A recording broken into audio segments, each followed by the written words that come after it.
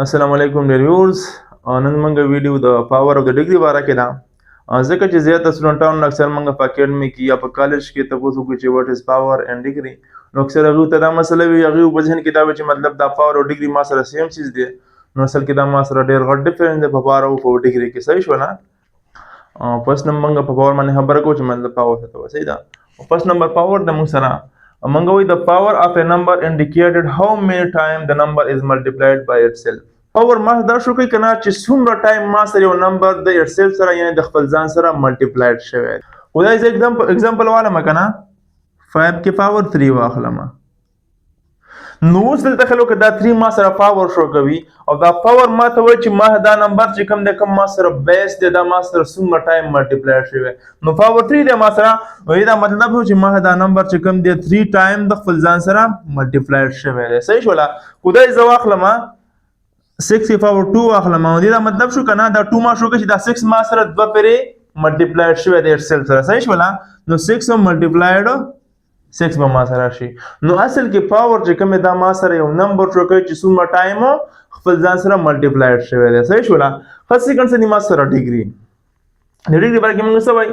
The degree of a polynomial is the highest power of the variable in the expression. degree موږ د polynomial اخلو. به په دغه پاینامیل کې چې اوس ما زه کم هایست پاور وي هغه پاور ته بیا موږ ډیګري وایي. صحیح شولا؟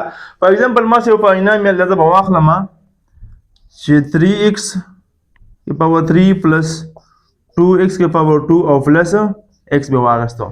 دا ما یو پاینامیل دی، زه به اوس د ډیګري پاینټ کوم. څنګه پاینټ کوم ډیګري؟ ما تر ډیفینیشن وایي کنه چې کوم ما سره هایست پاور دی د ویریبل هغه هایست پاور ته موږ ډیګري وایي. صحیح شولا؟ خو زه اوس راشم کنه دا ما سره ځان لا یو ټرم دی، دا ځان لا یو ټرم دی او دا ما سره ځان لا یو ټرم دی. صحیح شولا؟ نو ټرم خو چې کله موږ خبره کوو نو ټرم خو موږ څه اخلو؟ پاور اخلو کنه. نو د فرست ټرم پاور سره ما سره 3 دی، د سیکنډ ما سره 2 دی او د ثرد ما سره 1 دی. صحیح شولا؟ نو موږ ګورو چې کوم ما سره هایست پاور دی او ما سره ډیګري وي. نو په دې کې هایست پاور سره ما سره دا 3 دی کنه، 3 ټول نه غټ دی ما سره کنه. نو دې ډیګري به سره شي ما سره دی پاینامیل به ما سره ډیګري 3 راشي. صحیح شولا؟ خدای زبل واخلم بل پاینامیل. فار ایگزامپل زم د ما سره چې x کی پاور 5 پلس x کی پاور 3 او پلس 1 واخلم. دا د ما سره کوم پاینامیل. صحیح شولا؟ زه به اوس د ویریبل پاور کوم چې کوم ویریبل ما سره هایست پاور دی دلته کو واخلم. دلته ما سره x پاور 3 دلته ما سره x پاور 5 دی کنه. چې کوم ما سره هایست پاور دا ما سره ډیګري شي. نو دا وسره شي ما سره ډیګري 5 پاینامیل به ما سره شي. مطلب دی پاینامیل ډیګري سره ما سره هغه 5 ده.